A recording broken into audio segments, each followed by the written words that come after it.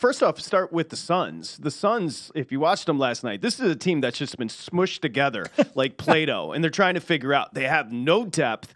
KD looks like he's trying to fit in. Chris Paul leaves with a groin injury. Look, you check out this pricing on the series. The Nuggets are minus $3. The Suns plus 240.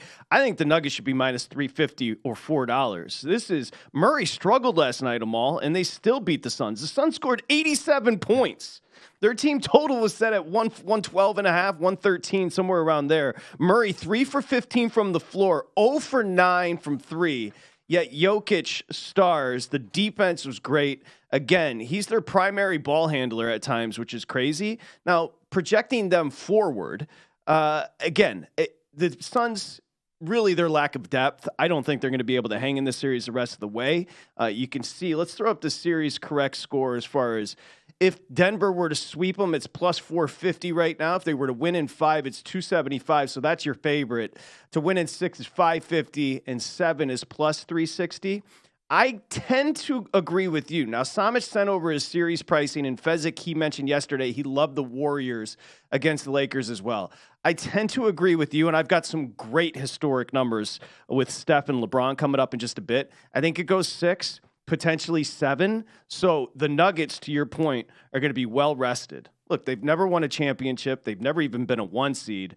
This is their opportunity. And I thought last night was just a dominating performance when they really couldn't get much going offensively, but just defensively, the way they shut the Suns down. And frankly, I don't know if you saw the game in particular, the way the lack of meshing with this Suns team is really apparent. Regular season wasn't an issue. Now that everything's tightened up, the bench is shortened, it's an issue. You're absolutely right, and I think it's going to be a real challenge for this team. They got to win 4 out of 5 games. And I want to go back to Jamal Murray. He went 0 for 9 last night, you mentioned.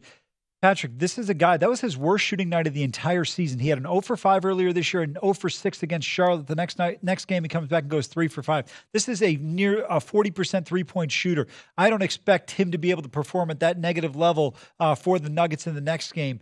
I think this Phoenix team could be in some serious trouble. I'm not going to discount them because they have Durant, they have Booker, but you mentioned the groin injury to Chris Paul. That's going to be a factor as well. I just think Denver's a more complete team. Now, I will say this. I have not been a believer in this Nuggets team. I don't know where you come out on them. I think they're better than I've given them credit for.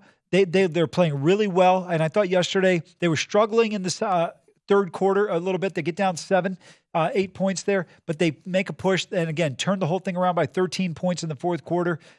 I think they're a really, really good basketball team who legitimately has a chance to win the NBA title, not because they're a 1 seed, but because right now they seem like, to me, they're playing their best basketball at the time it matters most.